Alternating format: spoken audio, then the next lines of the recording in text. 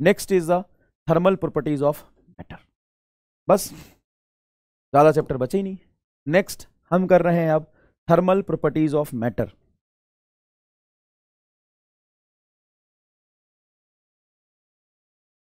शुरू करें क्या? शुरू करें क्या भाई लोग? क्या कहती है public? Thermal properties of matter शुरू करें क्या? चलो थर्मल प्रॉपर्टीज ऑफ मैटर शुरू करते हैं।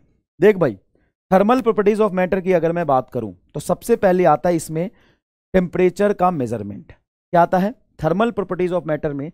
सबसे पहले आता है टेम्परेचर का मेजरमेंट। टेम्परेचर का मेजरमेंट अलग अलग स्केल होते हैं, सेंटीग्रेड, फॉरेनहाइट, केल्विन और कोई भी नया स्केल आप बना सकते हैं। इसमें जो मेन टेम्परेचर का मेजरमेंट किसी स्केल पर होता है वो है उस स्केल की टेम्परेचर माइनस लोअर पॉइंट। तो डिग्री सेल्सियस में लोअर पॉइंट होता है 0, अपर पॉइंट 100 माइनस लोअर। तो ये आपका फॉर्मूला बनता है। कितने लोगों को ये फॉर्मूला याद है? सर बहुत आसान है, C माइनस 0 बटा 100 माइनस 0, F माइनस 32 बटा 212 माइनस 32, K माइनस 273 बटा 373 माइनस 273। यहां पे कोई रैंडम मानोगे, जैसे मान लो एक थर्मामीटर माना, उस थर्मामीटर का लोअर है 10 mR, अपर है 60 mR। तो ये उस पे टेम्परेचर की रीडिंग PMR माइनस 10 mR बटा 60 mR माइनस 10 mR। 10 mR है लोअर फिक्स्ड पॉइंट और ये अपर फिक्स्ड पॉइंट और ये आपका लोअर फिक्स्ड पॉइंट। अब यहां पे डिग्री सेल्सियस, फॉरेनहाइट, केल्विन, इन सब में फॉर्मूला पूछते हैं। तो देखो ध्यान से, C बटा 100, F माइनस 32 बटा 180, 212 माइनस 32 180 होगा। 100 और 180 को कैंसिल करोगे 5 और 9, C बटा 5 is equal to F minus 32 बटा 9 आता है। यहां पे एक इंपॉर्टेंट बात ये है कि अगर मैं 9 को यहां ले जाऊं तो याद रखना delta F is equal to होता है 1.8 टाइम्स ऑफ डेल्टा C। हाँ या ना? Okay sir. डिग्री सेल्सियस और केल्विन में रिलेशन देखोगे तो C बराबर K माइनस 273 आता है, इसमें डेल्टा C बराबर डेल्टा K होता है। और इसमें डेल्टा F बराबर 1/8 टाइम्स ऑफ डेल्टा K आता है, क्योंकि डेल्टा K और डेल्टा C तो बराबर है। तो 1/8 टाइम्स ऑफ डेल्टा C बराबर डेल्टा F आ जाएगा। क्लियर है क्या ये बात? सवाल देखिए 2008 में पूछा है, 1 on a new scale of temperature which is linear and called at W scale, the freezing and boiling point are इतना and इतना, when will be the temperature on the new scale corresponding to the temperature of 39 degree Celsius. अब देखो degree Celsius में 39 दिया तो 39 minus 0 बटा 100 is equal to temperature, इसमें मान लेता हूं W माइनस 39 बटा 239 माइनस 39 मतलब 200 आएगा। 100 से कैंसिल हो गया ये 2 से ये मल्टीप्लाई होगा, 39 multiply 2 is equal to W minus 39।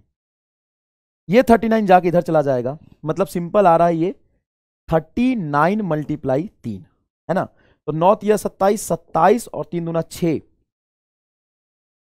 1 minute, 9 या 27 के साथ हासिल 2, 3 3 9 2 11, 117 डिग्री ऑफ W आंसर आ जाएगा। क्या आपको इसका फंडा क्लियर है बेटा? क्या आपको इसका फंडा क्लियर है एकदम? क्या आपका इसका फंडा एकदम क्लियर समझ में आता है आपको? चलिए जेईई मेन 2023 का सवाल है, हालांकि बहुत आसान है। क्या सवाल ये है कि temperature of 100 degree Fahrenheit is equal to T kelvin, then value of T is, बहुत आसान है, 100 माइनस 32 बटा 180 बराबर T माइनस 273 बटा 100। ये 5 ये 9, 100 माइनस 32 कितना हो जाएगा? तो 100 में से 32 घटाओगे तो यह आ जाएगा 68। 68 बटा 9 multiply 5 is equal to T minus 273। ठीक है क्या?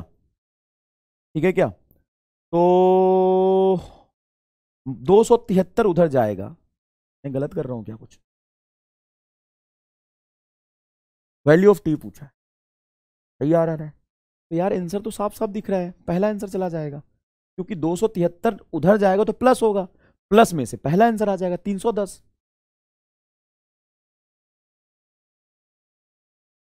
हाँ बताओ भाई, बताओ भाई क्या ये सही है क्या? बताओ भाई ये सही है क्या? अरे बड़ा बड़ा आसान सवाल पूछ लिया। अच्छा, कंस्ट्रक्शन ऑफ थर्मामीटर जब ये पूछता है, जैसे मान लो लेंथ थर्मामीटर है, कि मान लो कि आपका 0 डिग्री सेल्सियस पे एल नॉट लेंथ है, T डिग्री सेल्सियस पर लेंथ है LT, और 100 डिग्री सेल्सियस पे लेंथ है L100। तो किसी भी T डिग्री सेल्सियस पर अगर हमें लेंथ पता चल जाए तो टेम्परेचर हम निकाल सकते हैं कि हाँ, कैसे निकालते हैं? तो ये होता है बेटा change in length per unit rise in temperature constant put कर दे। अब देखो, जब चेंज यहां से यहां तक लेंथ चेंज हुआ तो टेम्परेचर कितना चेंज हुआ? 100। तो आप लिखेंगे यहां पे L100 माइनस L0 बटा 100 इज इक्वल टू, जब लेंथ यहां से यहां तक चेंज हुआ तो आप लिखेंगे LT माइनस L0 बटा T। यहां से T की वैल्यू आ जाएगी, यहां से T की वैल्यू हो जाएगी। इसी तरीके से आप बनाते हैं वॉल्यूम थर्मामीटर, वो भी इसी तरीके कंसेप्ट पे बनता है। रेसिस्टेंस थर्मामीटर कैसे बनता है? देखो, R 100 डिग्री सेल्सियस पर रेजिस्टेंस माइनस 0 डिग्री सेल्सियस पर रेजिस्टेंस बटा 0 बराबर रेजिस्टेंस है T माइनस रेजिस्टेंस है 0 बटा T। यहां से टेम्परेचर आ जाता है। वही फॉर्मूला है क्या? देखो, आप change in resistance per unit temperature, change in volume per unit resin temperature बराबर कर देते हैं। Next is expansion. देखो, एक्सपेंशन का मतलब होता है मैग्निफिकेशन। जैसे यहां पे एक सवाल छोटा सा पूछते हैं कि मान लो एक कंसेंट्रिक डिस्क है, ये नीट का पूछा हुआ सवाल है। अगर इनर रेडियस है स्मॉल आर, आउटर रेडियस है कैपिटल आर, अगर आप टेम्परेचर को इंक्रीज करेंगे, तो क्या होगा? इनर रेडियस भी बढ़ेगा और आउटर रेडियस भी बढ़ेगा। समझते हैं ये बात? 3 तरह का बेटा लीनियर एक्सपेंशन होता है। पहला लीनियर एक्सपेंशन होता है सॉरी एक्सपेंशन 3 तरह का होता है। पहला है लीनियर एक्सपेंशन, जो लेंथ में एक्सपेंड करेगा। क्या करेगा? लेंथ में एक्सपेंड करेगा। तो बेटा कोफिशिएंट ऑफ लीनियर एक्सपेंशन होता है change in length per unit raise in temperature. देखो क्या लिखा है ये, delta L by L delta T। यहां से फाइनल लेंथ बराबर होगा initial length 1 plus alpha delta T। ये फाइनल और इनिशियल लेंथ में रिलेशन है। Coefficient of linear expansion alpha, जिसकी वैल्यू होती है डेल्टा L बटा L डेल्टा T। ठीक है, अब बात करते हैं एरियल एक्सपेंशन की। तो कोफिशिएंट ऑफ एरियल एक्सपेंशन होता है per unit raise in temperature बटा temperature. Final area is equal to initial area 1 plus beta T। उसी तरीके से वॉल्यूम एक्सपेंशन होता है coefficient of volume expansion delta V by V per unit raise in temperature, मतलब change in volume per unit raise in temperature. Final volume बराबर initial volume 1 plus gamma delta T। क्या तीनों ही formula same तरीके से लिखा गया है? बेटा ध्यान से देखना, क्या तीनों ही फॉर्मूला सेम तरीके से लिखा गया है? हाँ सर, तीनों ही फॉर्मूला एग्जैक्टली सेम पैटर्न में लिखा है। तीनों ही फॉर्मूला एग्जैक्टली सेम पैटर्न में लिखा है। क्लियर है क्या? हाँ सर, एग्जैक्टली सेम पैटर्न में फॉर्मूला लिखा है। क्या ये वाला पैटर्न समझ में आ जाएगा आपको? अच्छा, अल्फा बीटा और गामा का अगर मैं डायमेंशन पूछूं तो याद रखना, coefficient of linear expansion, coefficient of areal expansion and coefficient of volume expansion all have same dimension, all have same dimension. कई बार रिलेशन पूछते हैं अल्फा बीटा गामा में, तो याद रखना अगर होमोजीनियस ऑब्जेक्ट है तो अल्फा बटा 1, बीटा बटा 2, गामा बटा 3। नीट का पूछा हुआ सवाल है, यहां से डायरेक्टली आप रिलेशन निकाल सकते हैं। तो यहां से गामा बराबर क्या हो जाएगा? 3 अल्फा, बीटा बराबर क्या हो जाएगा? 2 अल्फा। क्लियर है? अच्छा, अगर नॉन होमोजीनियस ऑब्जेक्ट है तो गामा बराबर होगा alpha of x plus alpha of y plus alpha of z. क्या ये बात बहुत अच्छे तरीके से बेटा चमक गया? ये बात बहुत अच्छे तरीके से आपको चमक गया? बताओ, ये बात बहुत अच्छे तरीके से आपको चमक गया?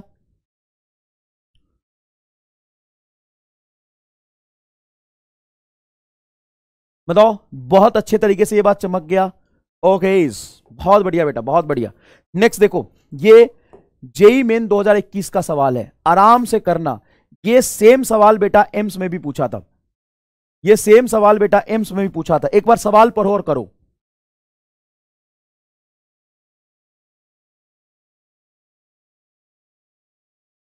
एक बार सवाल पढ़ो और करो।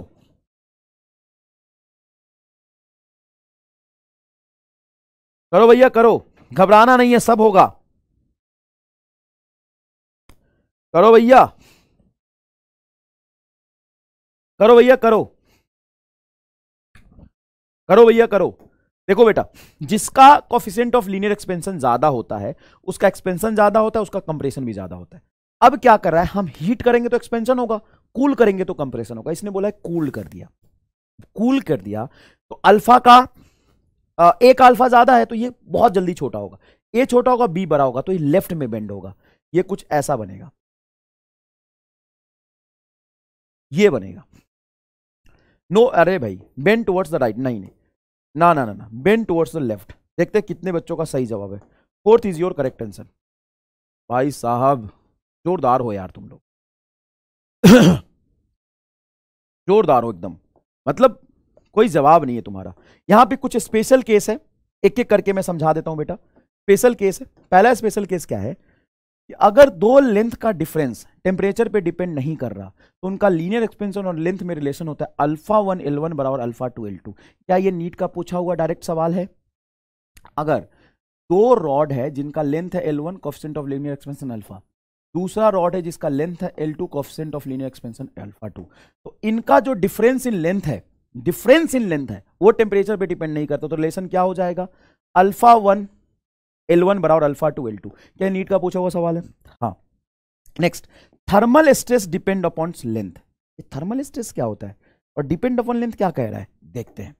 थर्मल स्ट्रेस बेटा होता है कि जब किसी रॉड को दो दीवार के बीच में चिपका दोगे, हिंज कर दोगे, क्या कर दोगे, हिंज कर दोगे, तो यहां पर हम जानते हैं फोर्स अपॉन एरिया होता है गामा डेल्टा L/L। पढ़े हो क्या? हाँ सर हम पढ़े हैं, ये तो हम पढ़े हैं। तो यहां पर जब हम टेम्परेचर बढ़ाएंगे तो इसका लीनियर एक्सपेंशन होगा, और डेल्टा L/L की वैल्यू होती है अल्फा इंटू डेल्टा थीटा, ये चेंज इन टेम्परेचर है। तो डेल्टा L/L के जगह पे अल्फा इंटू डेल्टा थीटा रख दोगे तो ये आएगा गामा, डेल्टा L/L के जगह पे अल्फा इंटू डेल्टा थीटा रख दोगे, ये आएगा। इसको कहते हैं बेटा थर्मल स्ट्रेस। टेम्परेचर बढ़ाने से एक्सपैंड होना चाह रहा है लेकिन एक्सपैंड नहीं होने देगा। ध्यान से देखो, ये हुक्स चचा का लॉ है, उसमें ये स्ट्रेस ही तो है, स्ट्रेस बराबर गामा डेल्टा L/L है, और डेल्टा L/L को अल्फा डेल्टा थीटा रख सकते हैं। तो डेल्टा बाई L बाई को इसको हम अल्फा डेल्टा थीटा रख सकते हैं, तो स्ट्रेस हो गया गामा अल्फा डेल्टा थीटा। इसको थर्मल स्ट्रेस कहते हैं। क्या कहते हैं? थर्मल स्ट्रेस कहते हैं। क्या इस पर भी नीट में सवाल पूछा है? जी सरकार, इस पर भी नीट में सवाल पूछा है। और थर्मल स्ट्रेस लेंथ पर डिपेंड नहीं करता, तो यहां पे लिखना था डज नॉट, यहां पे क्या लिखना था? Does not depends upon length. कितने लोगों को चमका थर्मल स्ट्रेस, बता दो कितने लोगों को थर्मल स्ट्रेस समझ गया?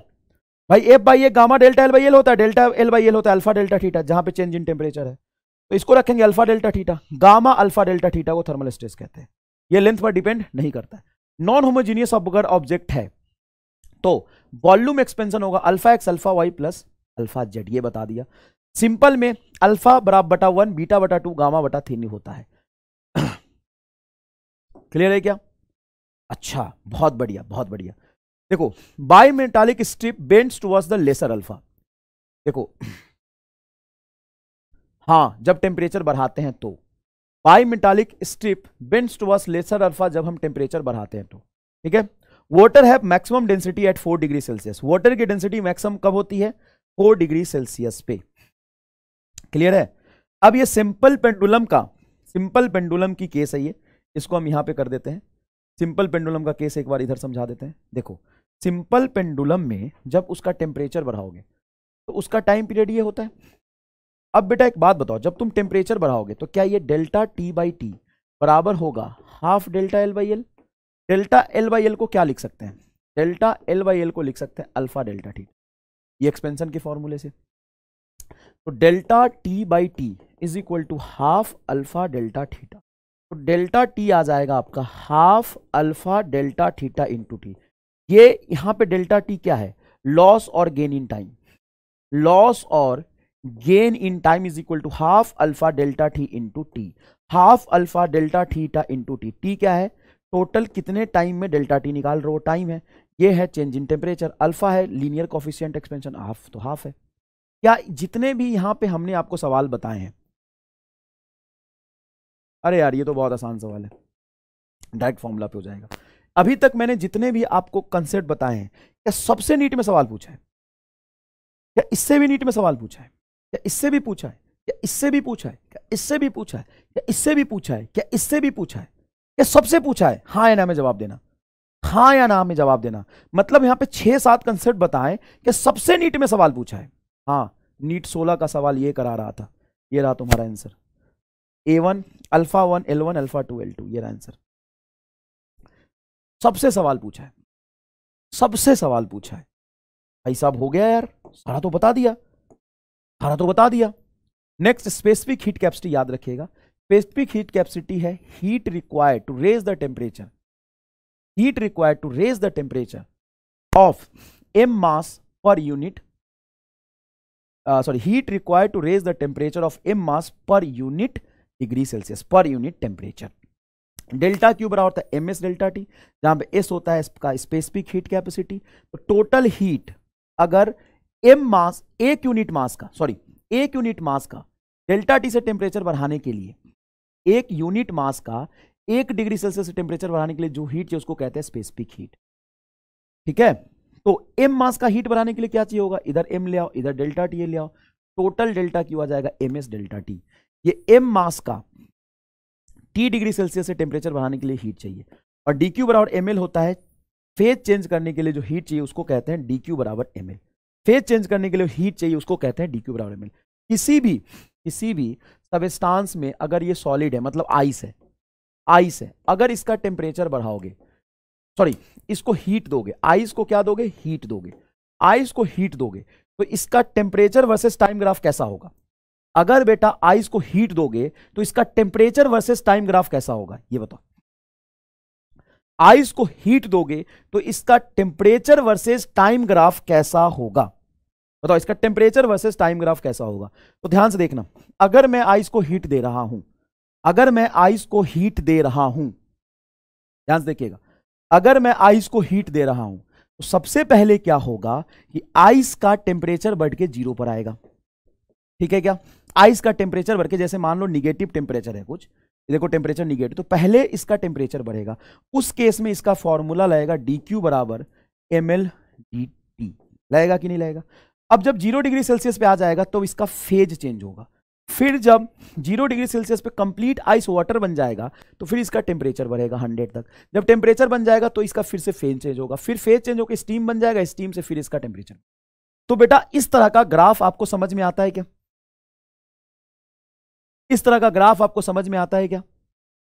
ये तो आसान है, ध्यान से देखना। जब दो लिक्विड को मिक्स करते हैं बेटा, मान लो ये लिक्विड है जिसका मास है m1, टेम्परेचर है T1, स्पेसिफिक हीट कैपेसिटी है S1, इसको मैंने मिक्स किया दूसरे लिक्विड से जिसका मास है m2, टेम्परेचर है T2, स्पेसिफिक हीट कैपेसिटी है S2। अब जब इसको मैं मिक्स करूंगा तो ये भी लिक्विड, अब दोनों लिक्विड सॉलिड तो बनेगा नहीं, लिक्विड गैस तो बनेगा नहीं, लिक्विड ही रहेगा। तो जो ये लिक्विड बनेगा उसका मिक्सचर का टेम्परेचर क्या हो जाएगा, तो मिक्सचर का टेम्परेचर बड़ा सुंदर होता है, बहुत सुंदर। कैसे, बहुत सुंदर होता है। Temperature of the mixture, temperature तो टेम्परेचर आएगा क्या, m1 s1 t1, m2 s2 t2। अब बताओ यहां पे mst का डायमेंशन आ गया, इधर तो सिर्फ टेम्परेचर है, तो नीचे आ जाएगा m1 s1 plus m2 s2। क्या ये सही लिखा है। ये फॉर्मूला आइस वाटर के लिए होगा क्या, ये फॉर्मूला आइस वाटर के लिए होगा क्या। प्रिंटिंग मिस्टेक, छोटा प्रिंटिंग मिस्टेक ठीक कर लिया करो यार, कहां है। थोड़ा छोटा प्रिंटिंग मिस्टेक ठीक कर लिया, बताओ क्या है दिक्कत है, मैं ठीक कर दूंगा। M2S2 ओ भाई साहब, भाई खतरनाक हो तुम, मजाक नहीं कर रहा भाई, एकदम आग हो तुम तूफान हो, तुम मतलब समंदर का प्रवाह हो, तुम इंसान हो ही नहीं, मैं तो कहता हूं तुम इंसान हो ही नहीं, तुम महाशक्तिमान हो, महापुरुष हो, तुम पुरुष नहीं हो, तुम महापुरुष हो। M1 S1 और M2 S2 आएगा, क्यों, डायमेंशन मैच कराने के लिए। तो सुनना ध्यान से, जब दो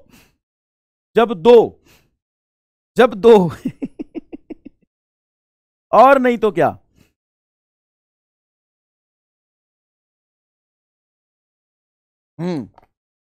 भाई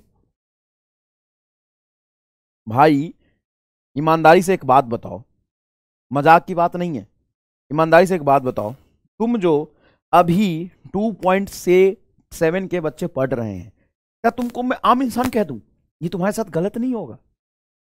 ये क्या मैं तुमको सिंपल एक छोटा बच्चा बोल दूं, तुमको एक सिंपल स्टूडेंट बोल दूं, तुमको सिंपल पुरुष या औरत बोल दूं, तुमको सिंपल एक बच्चा बोल दूं, क्या ये तुम्हारे साथ नाइंसाफी नहीं होगा। नहीं, तुम आम इंसान नहीं हो, तुम पुरुष नहीं हो, तुम महापुरुष हो जो सदियों में एक बार जन्म लेता है, सदियों में एक बार जन्म लेता है, 1000 सालों में एक बार आता है। यार दोस्त, तुम आम इंसान नहीं हो। देखो, तुम आम इंसान नहीं हो यार दोस्त। कह रहा है मैं जानवर हूं। तो भाई अब दूसरा कैटेगरी यही बचा, या तो तुम महापुरुष हो नहीं तो जानवर हो। अब दूसरा कैटेगरी क्या बचा बताओ? या तो तुम महापुरुष हो नहीं तो तुम जानवर हो। हम जानवर हैं भाई। एक बात बता, एक बात बता, एक बात बता, लगभग लगभग 15 घंटे हो गए, शायद शायद। कितना बज रहा टाइम? नहीं, जो भी है, लगभग लगभग 14 घंटे हो गए। 14 घंटे तक लगातार मोबाइल में देख के पढ़ना और इतने कंसंट्रेशन से देखना कि छोटी सी मिस्टेक को तुमने पकड़ लिया।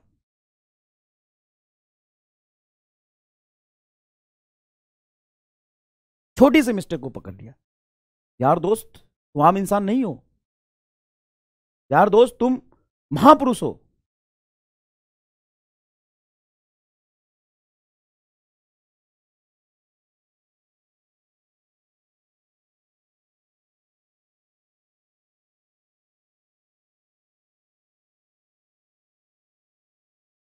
ठीक है भाई, तो चलो सुनो ध्यान से, सुनो ध्यान से। जब एक लिक्विड को दूसरे लिक्विड के साथ हम मिक्स करते हैं, जब एक लिक्विड को दूसरे लिक्विड के साथ मिक्स करते हैं, तो वहां पे जो मिक्सचर का टेम्परेचर होता है वो होता है M1S1T1 M2S2T2 बटा M1S1 प्लस M2S2। क्लियर है ये बात? ठीक है सर। अब अगर मैं वाटर और आइस को मिक्स करूं, जैसे मैंने क्या किया, mixture of ice and water. Ice है तुम्हारा m gram ice at 0 degree Celsius, ठीक है, और W gram water at T degree Celsius. तो एक बात बताओ, एक बात बताओ, तुम्हें क्या करना है कि आइस जो 0 डिग्री सेल्सियस पे है उसको वाटर बनने के लिए कितना हीट चाहिए? ml। उसको वाटर बनने के लिए कितना हीट चाहिए? ml। और जो वाटर है T डिग्री सेल्सियस पे, वो 0 डिग्री सेल्सियस पे वाटर आएगा तो उसको कितना हीट देगा? WT। तो ml बराबर अगर WT हो जाए, मतलब जितना रिक्वायरमेंट है उतना हीट मिलेगा, तो टेम्परेचर 0 डिग्री होगा और मास ऑफ आइस हो जाएगा 0, मास ऑफ वाटर हो जाएगा small m plus capital M। ठीक है क्या? आइस को मेल्ट होने के लिए इतना हीट चाहिए और वाटर 0 तक आके इतना हीट दे सकता है, तो सारा आइस मेल्ट हो जाएगा। क्लियर है क्या ये बात? क्लियर है क्या ये बात? दूसरी बात, अगर बेटा ml ज्यादा है, मतलब आइस को ज्यादा हीट चाहिए, वाटर इतना नहीं दे सकता, तो जितना वाटर दे सकता है उतना आइस तो मेल्ट होगा, मतलब m' आइस बेटा मेल्ट होगा और कुछ आइस बच जाएगा। हाँ, क्योंकि WT हीट उतना नहीं दे पाया, तो टेम्परेचर ऑफ द मिक्सचर क्या होगा? 0। सही बात है यार। आइस बचेगा तुम्हारा m', सॉरी, आइस कितना हो जाएगा? तो टोटल आइस था m' मेल्ट हो गया तो इतना आइस हो जाएगा। वाटर कितना हो जाएगा? वाटर हो जाएगा m' प्लस। अगर मान लो कि आइस ने इतना हीट की डिमांड किया और वाटर इतना हीट दे रहा है, और वाटर ने जो हीट दिया वो ज्यादा है, उस केस में क्या होगा? अगर वाटर ने जो हीट दिया वो ज्यादा है तो ये 0 डिग्री पर आ जाएगा और जो एक्स्ट्रा हीट होगा वो वापस कर देगा। जैसे मान लो ml इसको चाहिए था और ये ज्यादा दे रहा, तो जितना रिक्वायरमेंट है उतना तो ले लेगा ml, बचा हुआ कितना होगा? WT माइनस ml, ये बचा हुआ हीट होगा। ये बचा हुआ हीट वापस कर दो किसको? तो सारा आइस वाटर बन चुका और वाटर पहले से था, तो ये हो जाएगा m plus W specific heat water का 1 इंटू T माइनस 0। तो टेम्परेचर ऑफ द मिक्सचर आएगा WT माइनस ml बटा m प्लस W। ये है बेटा टेम्परेचर ऑफ मिक्सचर। क्लियर है क्या? सवाल करते हैं, सवाल करते हैं, सवाल करते हैं। 1 kilogram ice at 0 degree Celsius, 1 kilogram ice at 0 degree Celsius mix with 1 kilogram water at 80 degree Celsius, then final temperature is 1 kilogram ice का ml निकालो, तो मास 1 kg और L होता है 80, सॉरी मास kg 1000 में करो, ग्राम में 1000 इंटू 80, 8000, सॉरी 80,000 कैलोरी, और वाटर है तुम्हारा 1 किलोग्राम, मतलब 1000 मल्टीप्लाई 80। देख रहे हो विनोद? डेटा को इस तरीके से सेट किया गया है कि ml और WT सेम आ गया, मतलब टेम्परेचर क्या हो जाएगा 0 डिग्री सेल्सियस। टेम्परेचर क्या हो जाएगा 0 degree Celsius.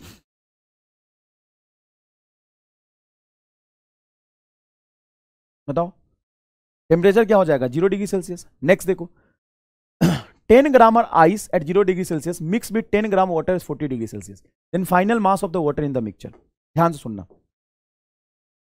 10 gram ice 0 degree Celsius पे, तो इसको कितना हीट चाहिए? तो सर ml, m बोलो सर 10 इंटू L 80, तो इसको 800 कैलोरी हीट चाहिए। और WT हीट मिलेगा, W बोलो 10 इंटू 40, तो ये 400 हीट दे पाएगा। मतलब WT कम है, ml ज्यादा है, तो सारा मेल्ट नहीं होगा। m dash is equal to होगा 400/80, 5 ग्राम आइस मेल्ट होगा सिर्फ। तो वाटर कितना हो जाएगा? पहले से 10 ग्राम था, 15 ग्राम वाटर हो जाएगा। एकदम फटाफट सवाल सॉल्व हो रहे कि नहीं हो रहे बताओ? एकदम फटाफट सवाल सॉल्व हो रहे कि नहीं हो रहे बताओ? देख रहे हो कितना जोरदार तरीके से सवाल सॉल्व हो रहा है भाई? बताओ बताओ कितना जोरदार तरीके से सवाल सॉल्व हो रहा है। नेक्स्ट सवाल देखो, 5 gram water at 30 degree Celsius and 5 gram ice eight -20 degree Celsius. अब एक बढ़िया सवाल कर लो। अब यहां पे देखो बेटा, 5 ग्राम वाटर 30 डिग्री सेल्सियस पे, 5 ग्राम आइस -20 डिग्री सेल्सियस पे, mix together in a calorimeter, neglect the water equivalent of the calorimeter, then final temperature is. सुनो ध्यान से, पहले आइस को 0 डिग्री सेल्सियस पे लाओ, तो इसका हो जाएगा पहले ms delta T plus ml। तो आइस को 0 डिग्री सेल्सियस वाटर बनने में कितना हीट चाहिए? तो m हो गया तुम्हारा 5, s हाफ डेल्टा टी -20 से 0 पे आएगा तो 20 प्लस मास 5 इंटू 80, 2 से कटेगा ये 10 तो 50 और ये 400, तो ये हो जाएगा 450 कैलोरी। मतलब आइस 0 डिग्री सेल्सियस पे नहीं था, -20 पे था, तो -20 पर से लेकर के 0 तक जाने में जो आइस को हीट चाहिए वो 450 कैलोरी चाहिए। ये कितना हीट दे सकता है? Q बराबर ms डेल्टा टी 0 तक आके, मास 5, ये 30, 5 गुना 1 इंटू 30, तो 150 कैलोरी हीट देगा। कितना हीट देगा? 150। तो 150 कैलोरी हीट से टेम्परेचर तो बढ़ ही जाएगा इसका। हाँ सर, और बाकी इतना हीट चाहिए मेल्ट होने के लिए, पूरा मेल्ट तो होगा नहीं, पूरा मेल्ट नहीं होगा, कुछ आइस बचेगा, तो temperature of the mixture 0 degree आएगा। बताओ एकदम जोरदार सवाल सॉल्व हो रहे कि नहीं हो रहे? बताओ एकदम जोरदार तरीके से सवाल सॉल्व हो रहे कि नहीं हो रहे? ये बेटा एक सवाल देखो, अच्छा सवाल है। 2 identical body are made of the material for which the heat capacity increases with temperature, one of these is at 100 degree Celsius while other is at 0 degree Celsius.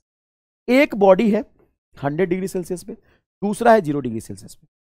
मान लो इसका स्पेसिफिक हीट इज 1, इसका specific. If the two body are brought into contact then assuming no heat loss then final temperature. तो जब इसका final temperature बनाओगे तो final temperature जो आएगा, मास सेम माना है, तो ये हो जाएगा S2 into 100 plus S1 into 0 divided by S1 plus S2। अब एक बात बताओ कि क्या यहां पर ये जो रिजल्ट आएगा वो आएगा S2 100 divided by S1 plus S2। Clear है ये बात? सर क्लियर है। अब मुझे बताओ कि यहां पे जो ये वैल्यू आएगा वो S2 से ज्यादा आएगा कि नहीं आएगा? ये वैल्यू S2 से ज्यादा आएगा, क्योंकि जितना टेम्परेचर ज्यादा होता है स्पेसिफिक हीट ज्यादा होता है। मान लो S1 1 है, तो S2 बेटा 2 होगा, एग्जांपल के लिए ले रहा हूं। तो सर ठीक है, तो ये 2 होगा, तो ये आ गया ऊपर 200 बटा S1 1 और S2 2, ये 3, 200 बाई 3, क्या ये 50 से ज्यादा आएगा? तो कोई भी एग्जाम्पल हो, लोअर टेम्परेचर पे स्पेसिफिक हीट कम और हायर टेम्परेचर पे स्पेसिफिक हीट ज्यादा, तो यहां पर जो आपका आंसर आएगा मोर देन 50 डिग्री आएगा, क्योंकि क्या है कि टेम्परेचर कम तो स्पेसिफिक हीट कम, तो इसकी स्पेसिफिक हीट से इसकी स्पेसिफिक हीट ज्यादा होगी। तुम कुछ भी ले लो, इसको 2 ले लो, इसको 3 ले लो, इसको 4 ले लो, इसको 5 ले लो, कुछ भी ले लो, इसको कम इसको ज्यादा ले लो, तो यहां पे जो सॉल्व करके टेम्परेचर आएगा वो 50 से ज्यादा ही आएगा। क्या होगा? सॉल्व करके जो टेम्परेचर आएगा वो 50 से ज्यादा ही आएगा।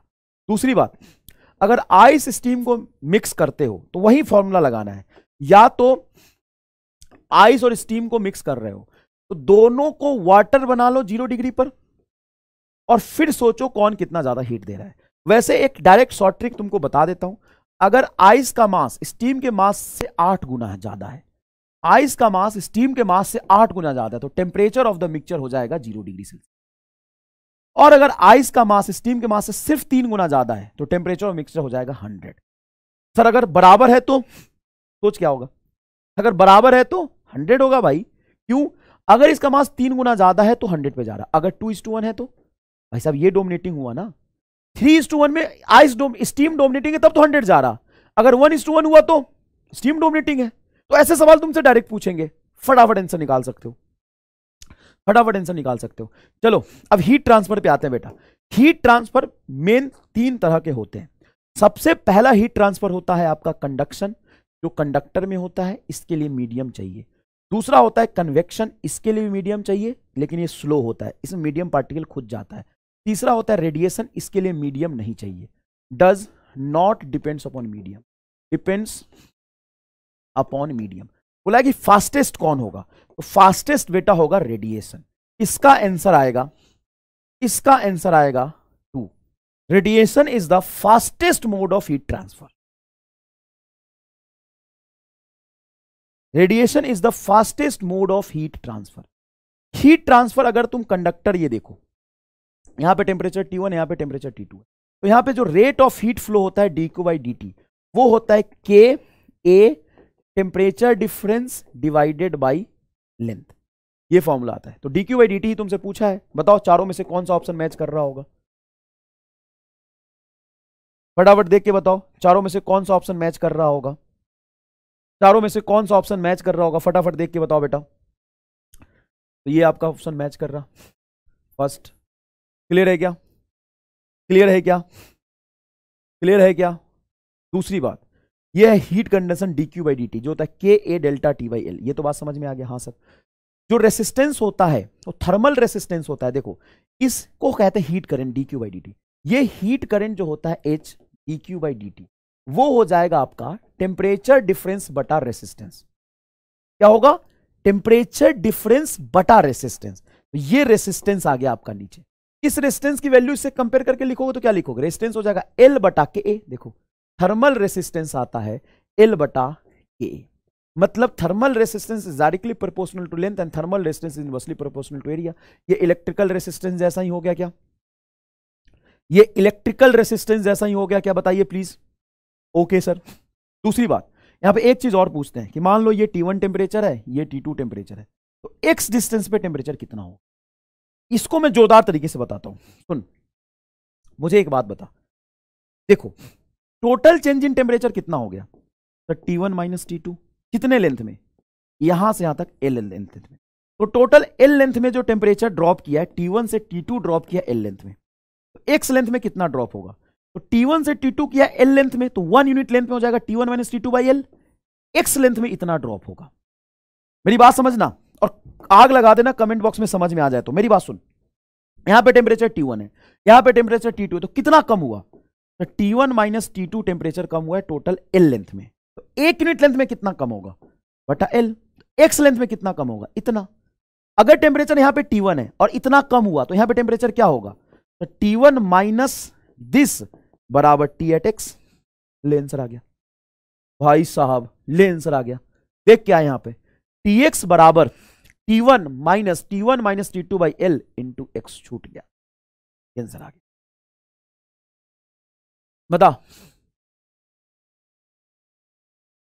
बता भाई समझ में आया कि नहीं आया? समझ में आया कि नहीं आया छोटे?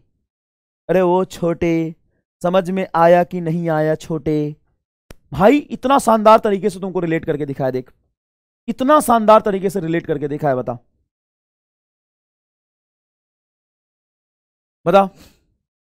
चलो ये है AIPMT 2015 का सवाल करते हैं। The two rod of metal rod are maintained end temperature 100 and 110। दो एंड को 100 और 10 पे मेंटेन किया है।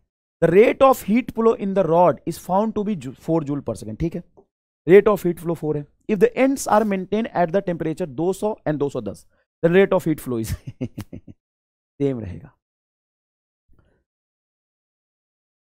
सेम रहेगा। क्यों? क्यों? क्योंकि टेम्परेचर डिफरेंस तो सेम ही है ना भाई, टेम्परेचर डिफरेंस तो सेम ही है ना। यहां पर टेम्परेचर डिफरेंस की बात करो, टेम्परेचर डिफरेंस तो सेम ही है, बताओ क्या दो ही आएगा, क्या दो ही आएगा।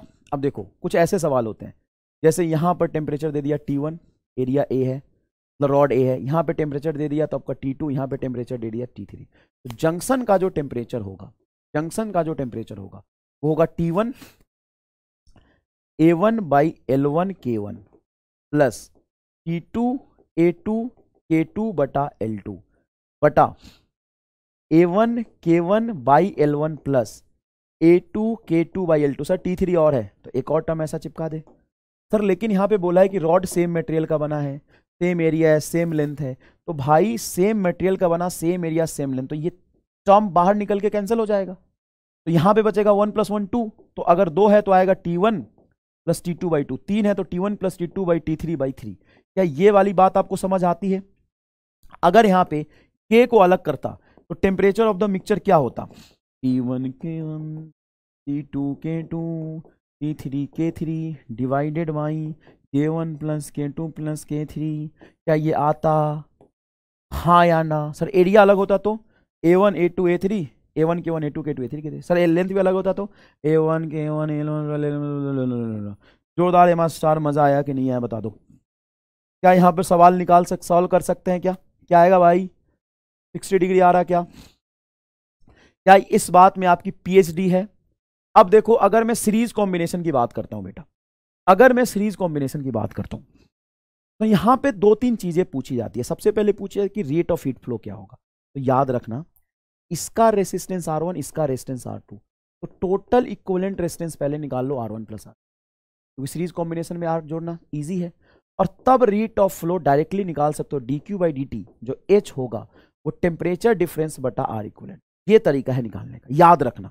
अगर अच्छा सवाल आ गया तो इस तरीके से करेंगे, ठीक है। तो सीरीज कॉम्बिनेशन में सबसे पहले R इक्विवेलेंट निकाल लेंगे और टोटल टेम्परेचर डिफरेंस बटा R इक्विवेलेंट तुम्हारा आंसर आ जाएगा। इस पॉइंट का टेम्परेचर पूछेगा, जंक्शन का मिड पॉइंट का टेम्परेचर पूछेगा, वो तो अभी सिखाया मैंने, वो तो अभी सिखाया मैंने। सर ये क्या खेले हो? टी मिड गोला T1 माइनस गोला T2 बटा, सॉरी गोला T1 प्लस गोला T2 बटा गोला प्लस गोला। व्हाट इज गोला? व्हाट इज गोला बताओ? जो बताएगा उसको मिलेगा 2-4 गोला। बताओ भाई। टी मिड क्या होगा? 0 गोला T1 प्लस गोला T2 बटा गोला प्लस गोला। व्हाट इज गोला? व्हाट इज गोला बताओ भाई? व्हाट इज गोला? अरे गोला गोला, अरे होला होला, क्या है गोला? बोलो रे बोलो, क्या है गोला? गोला कौन बताएगा? उसको मिलेगा 2-4 गोला। गोला कौन बताएगा? अरे गोला ये है, ये है गोला। कहाँ गया? इजी सवाल। ये गोला, ये गोला, ये गोला गोला गोला गोला। आई भन सो मच गोला, यू आर सो मच गोला गोला। देखो इधर, अब मुझे बताओ इसका के इक्विवेलेंट क्या हो जाएगा? तो देखो के इक्विवेलेंट, अगर आपका एरिया सेम है, एरिया सीरीज कॉम्बिनेशन में सेम ही रखते हैं जनरली, एरिया चेंज करके सवाल नहीं पूछेगा, तो जो के इक्विवेलेंट आएगा उसको अगर उठा के यहां ले जाओगे तो के इक्विवेलेंट होता है बेटा L1 plus L2 divided by 1 upon L1 plus, sorry के इक्विवेलेंट होगा L1 plus L2 divided by L1 by K1 plus L2 by K2। This is all about the series combination, ठीक है, this is all about the series combination. अब यहां पे एक सवाल पूछा IIT मेन 2021 में, क्या? सुनो ध्यान से। Two identical metal wire of thermal conductivity K1 and K2 respectively are connected in series. Then effective thermal conductivity of the combination is, series में ना हो जाएगा, सीरीज में पैरेलल कॉम्बिनेशन जैसा ही है, 2K1 K2 बटा K1 प्लस K2। क्या हो जाएगा? 2K1 K2 बटा K1 प्लस, ये पहला आंसर आ जाएगा, ठीक है। अच्छा पैरेलल कॉम्बिनेशन, पैरेलल कॉम्बिनेशन में अगर पूछे ना बेटा तो डायरेक्टली हीट फ्लो इसका अलग और इसका अलग निकालो। क्यों भाई? क्योंकि इसका कॉम्बिनेशन डेल्टा टी पे है, इसका भी कॉम्बिनेशन डेल्टा टी पे है, तो अगर यहां पे हीट पूछता है तो दोनों का हीट सेपरेट निकाल सकते हैं। अच्छा इसका के इक्विवेलेंट बड़ा इजी है, के इक्विवेलेंट होगा A1 K1 plus A2 K2 divided by A1 plus A2। बड़ा आसान है ना, एरिया को इस तरीके से लिखते हैं। लेंथ वाले में कैसे आएगा, A1 K1 plus A2 K2 divided by N plus N। Length वाले में कैसे आएगा, लेंथ वाले में उल्टा आता है, K equivalent L1 plus L2 divided by L1 K1 L2 K2। क्या ये क्लियर है बेटा? पर इसमें रेजिस्टेंस नहीं निकालेंगे, इसमें रेजिस्टेंस निकालना मुश्किल है, तो रेजिस्टेंस पूछेगा भी नहीं, इस पर तुम्हें जाना भी नहीं है। अगर इसमें टोटल हीट पूछता है तो टोटल हीट इंडिविजुअली निकाल के आप ऐड कर सकते हो। क्लियर है क्या? चलो एक सवाल करो फटाफट। Two metal rod 1 and 2 of same length have same temperature difference between their ends. Thermal conductivity K1 and K2 across the area A1 and A2 respectively. Rate of heat conduction in first is 4 times of 2. Then करो तो एक बार सवाल पढ़ो, इसको करो please. पिछले वाले में 4 नहीं आएगा, छोड़ना यार, कहाँ 4 आ रहा तुम्हारा पिछले वाले में? क्या है पिछले वाले में? नहीं, 2 का फैक्टर ऊपर आएगा ना, L1 प्लस L2 सेम रखोगे तो ऐड होगा ना। ये बताओ,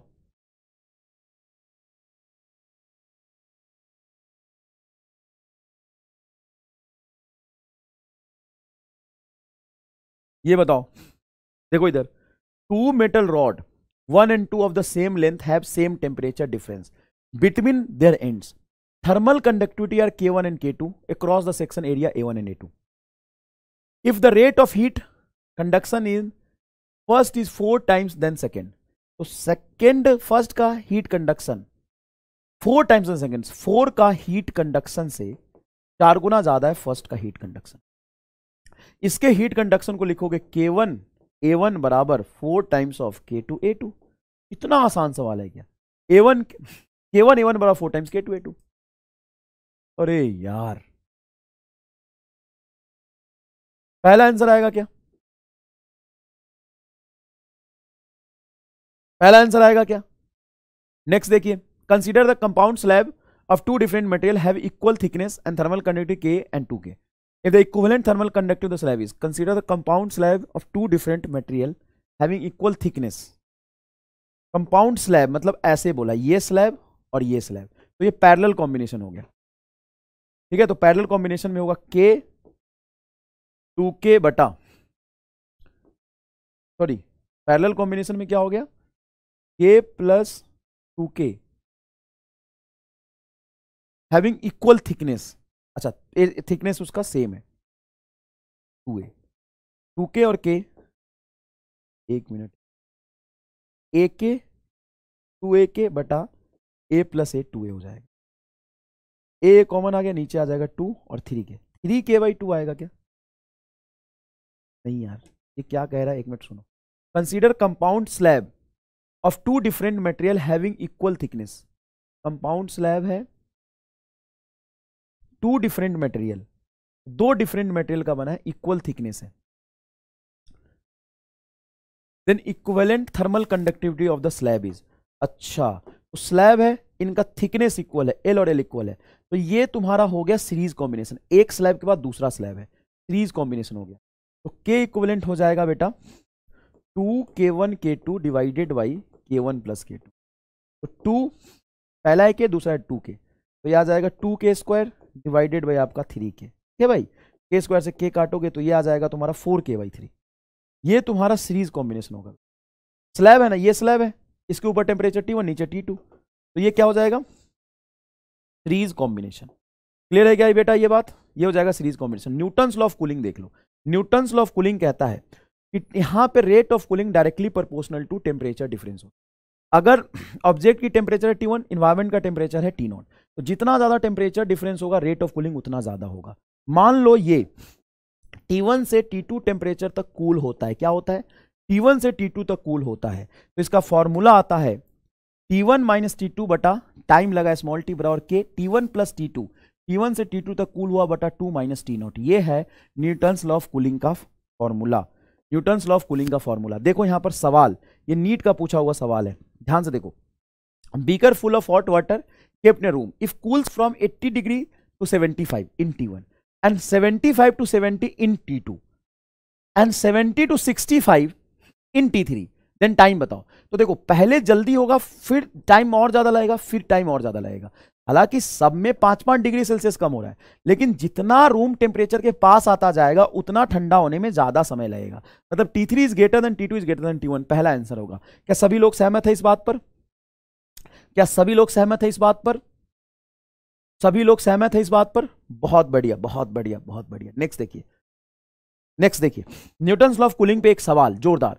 certain quantity of water cools from 70 to 60, तो लिखोगे 70 - 60 इन 5 मिनट बटा 5 इज इक्वल टू के 70 + 60/2 माइनस टेम्परेचर सराउंडिंग का T0 बटा 54 इन द नेक्स्ट 5 मिनट, मतलब 60 से 54 गया है, तो 60 - 54 बटा 5 बराबर के 60 + 54/2 माइनस T0। क्या ये 2 बार फॉर्मूला मैंने सही लगाया है? हाँ, डिवाइड करोगे के से के कटेगा, ये 5 से ये 5 कटेगा, 70 - 60 आ जाएगा आपका 10 बटा 60 - 54 आ जाएगा आपका 6 बराबर 70 + 60, ये कितना हो जाएगा बेटा बताओ? 130/2, मतलब 65 माइनस T0 बटा 60 + 54/2 माइनस T0, तो 60 और 50 114/2, सही लिख रहा हूं क्या? 60 और 50 हो जाएगा 110, 114/2, 114/2 माइनस T0। क्या मैंने सही लिखा है? क्रॉस मल्टीप्लीकेशन करके यहां से T0 निकाल के बताइए, पहले क्रॉस मल्टीप्लीकेशन करके T0 निकालिए बेटे। हाँ 57 आ जाएगा, ये 57 आ जाएगा, 57 आ जाएगा। क्रॉस मल्टीप्लीकेशन करिए, इसका इससे, इसका इससे, ये कर दीजिए 5/3, क्रॉस मल्टीप्लीकेशन करके टेम्परेचर निकालिए। क्या आंसर आ रहा बताइए? चलिए करिए प्लीज, करिए प्लीज, टेम्परेचर निकालिए फटाफट। क्या आंसर आ रहा बताइए? फर्स्ट, वेरी गुड, बहुत बढ़िया बेटा, 45 डिग्री सेल्सियस। क्लियर है क्या? क्लियर है क्या? क्लियर है क्या? नेक्स्ट याद रखना, किसी भी बॉडी पे जो रेडिएशन फॉल करता है, मान लो Q है, उसका कुछ पार्ट एब्जॉर्ब होगा, कुछ पार्ट रिफ्लेक्ट होगा और कुछ पार्ट ट्रांसमिट। यहां पे जो ट्रांसमिशन कोएफिशिएंट होगा वो ट्रांसमिटेड, ये T है, ट्रांसमिशन कोएफिशिएंट होगा ट्रांसमिटेड हीट बटा टोटल हीट। जो रिफ्लेक्शन कोएफिशिएंट होगा वो होगा रिफ्लेक्टेड हीट बटा टोटल हीट, और जो एब्जॉर्प्शन कोएफिशिएंट होगा ऑब्जॉर्बेड हीट बटा टोटल हीट। इन तीनों का सम हमेशा 1 के बराबर आएगा। Good absorber is a bad reflector. जो गुड एब्जॉर्बर है, ज्यादा एब्जॉर्ब करेगा, वो बैड रिफ्लेक्टर होगा। And good absorber is a good emitter. जो जितना ज्यादा एब्जॉर्ब करके रखेगा वो इमीट ज्यादा करेगा। सर इमीटर मतलब? इमीटर मतलब यहां पे इमीटर नहीं आया है, यहां पे जो हीट होगा उसका 3 पार्ट होगा, रिफ्लेक्ट, एब्जॉर्ब और ट्रांसमिटेड। इमीटर का मतलब है कि बॉडी अगर किसी T टेम्परेचर पे है तो वो जो एनर्जी इमीट करेगा, वो जो एनर्जी इमिट करेगा वो T के पावर 4 के प्रोपोर्शनल होता है। हाँ, तो एनर्जी जो इमिट करता है वो T के पावर 4 के प्रोपोर्शनल होता है। E है तुम्हारा इमिसिविटी, C है तुम्हारा स्टीफेंस कांस्टेंट, T है टेम्परेचर, A है बॉडी की एरिया और T है T टाइम में टोटल हीट। तो देखो पर सेकेंड जो हीट करेगा वो कुछ इतना कर रहा है, तो T टाइम में कितना करेगा? T से मल्टीप्लाई करो, टोटल एरिया से, ए से, टोटल जितना बड़ा एरिया होगा हीट उतना ज्यादा इमिट करेगा। तो ई बराबर होता है सिग्मा ई टी का पावर 4 ए इंटू टी। कई बार आपसे पूछेगा total energy radiated, total energy radiated पर unit area per unit time, eighty को नीचे ले जाओ, तो ई बटा एटी को हम लिख सकते हैं प्रोपोर्शनल टू टेम्परेचर का पावर 4, ऐसे भी हो जाएगा। Energy per unit area per unit time, ये क्या हो जाएगा? Energy per unit area per unit time. Clear है क्या? क्लियर है क्या? दूसरा होता है बेटा Boltzmann constant, sorry Stefan's Boltzmann law. ये कहता है यार आपने सराउंडिंग का टेम्परेचर नहीं लिया, तो ये कहते हैं कि जो एनर्जी होगा वो सारा टर्म सेम, यहां पे टेम्परेचर ऑफ द बॉडी का power 4 minus temperature of the surrounding का पावर 4, ये स्टीफेंस बोल्ट्जमैन लॉ। बताओ टेम्परेचर डबल करूंगा तो हीट रेडिएशन क्या होगा? सर 2 का पावर 4, 2 का पावर 4, तो 2 गुना 2, 2 गुना 4, 2 गुना 8, 16 गुना बढ़ जाएगा। कितना गुना बढ़ जाएगा बेटा? 16 गुना बढ़ जाएगा। बिन्स डिस्प्लेसमेंट लॉ कहता है कि कोई भी बॉडी जो T टेम्परेचर पे हीट रेडिएट करती है वो बहुत सारे वेवलेंथ का करती है, और किसी एक पर्टिकुलर वेवलेंथ का मैक्सिमम एनर्जी इमिट करता है। वो वेवलेंथ जो होता है वो टेम्परेचर के इनवर्सली प्रोपोर्शनल होता है। वेवलेंथ जिसके करस्पॉन्डिंग मैक्सिमम एनर्जी मीट कर रहा है वो इनवर्सली प्रोपोर्शनल टू टेम्परेचर होता है। इस ग्राफ का जो एरिया होता है वो जितना ज्यादा टेम्परेचर होगा ग्राफ का एरिया उतना ज्यादा होगा। Area of graph is directly proportional to temperature का पावर 4। ये है इंटेंसिटी वर्सेस लेमडा का ग्राफ। विंडवेन्स फ्रेंज लॉ है कि के conductivity, thermal conductivity sigma T बराबर कांस्टेंट होता है। क्लियर है क्या? क्लियर है क्या? नेक्स्ट देखो, नीट 2013 का सवाल। ये piece of iron heated at the flame, it first becomes dull red, then becomes reddish and reddish yellow and finally turns to white. Then correct explanation of the above observation is Stefan's law. ना ना ना ना ना ना ना ना क्या है, एक मिनट, ये बिन्स डिस्प्लेसमेंट लॉ। ये होगा कैसे?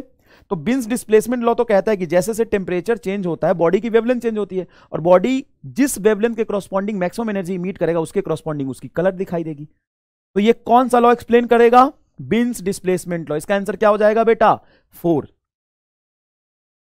इसका आंसर क्या हो जाएगा बेटा? 4। क्या समझ में आया ये बात?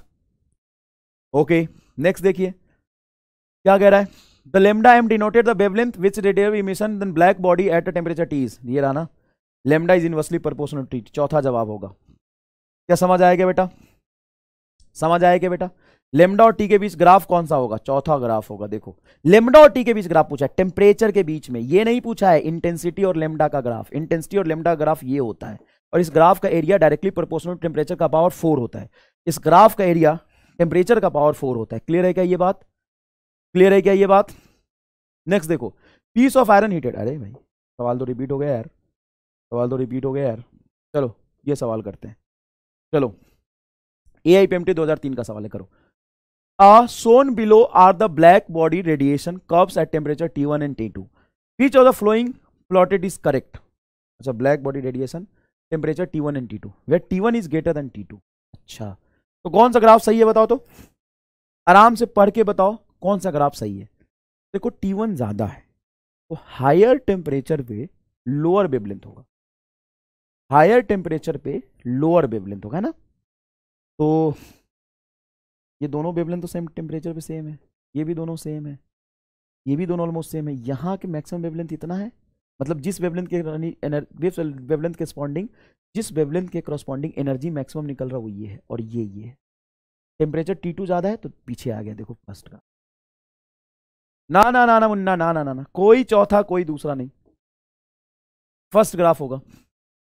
ना ना ना ना ना, T2 ज्यादा। हाँ, तो T2 ज्यादा है तो लेमडा जिसके करस्पॉन्डिंग मैक्सिमम एनर्जी निकलेगी इनवर्सली प्रोपोर्शनल टू टेम्परेचर है। तो जितना टेम्परेचर बढ़ाओगे तो लेमडा मिनिमम घटेगा, तो ग्राफ पीछे जाएगा ना यार। देखो यहां आएगा। मैं गलत नहीं कह रहा हूं, मैं एकदम सही कह रहा हूं भाई, मैं गलत नहीं कह रहा हूं, एकदम सही कह रहा हूं। नेक्स्ट सवाल देखो, नीट 2018 का सवाल है। क्या?